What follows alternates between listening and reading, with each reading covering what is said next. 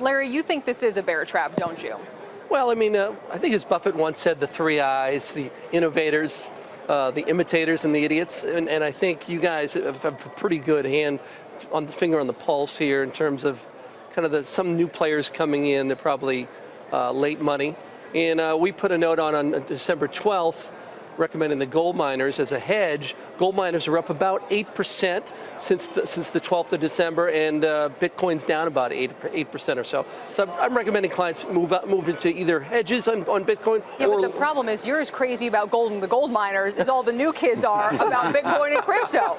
Everyone's going, Larry, come on, stop beating me over the head with this stuff. I would just look, if you want to take a long-term look at cryptocurrencies, look at natural gas, look at uranium, because what's happening in China, you're talking about an energy usage 16 kilometers above their usage of Bitcoin annually, and that's unsustainable. So natural gas, nuclear power, uranium, there's a lot of ways to play it.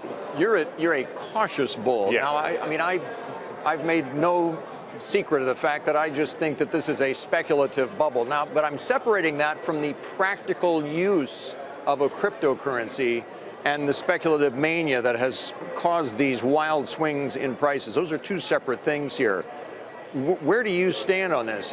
Do you see a big future for the cryptocurrencies themselves? The way I see it is you've got to merge those two concepts together. You're absolutely right. Because the underlying technology is, first of all, rock solid. The Bitcoin blockchain has never been hacked. How many systems can you say on this planet have never been hacked and are so complex they probably can't be?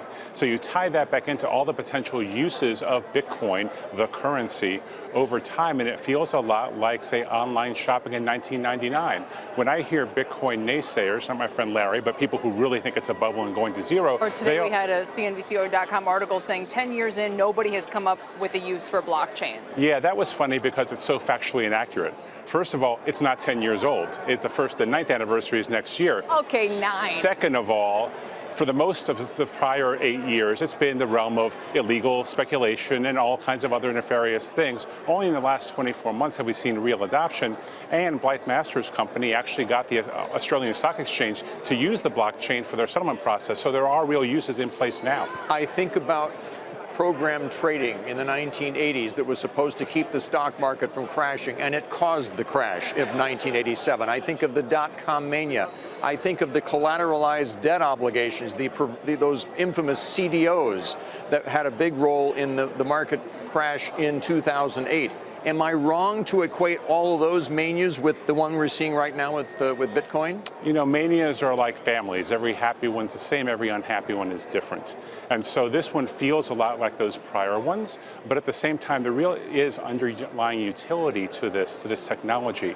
And I think properly constructed, you can see a bright future for it, but it's too early to say for sure it's going to happen and what form it'll happen.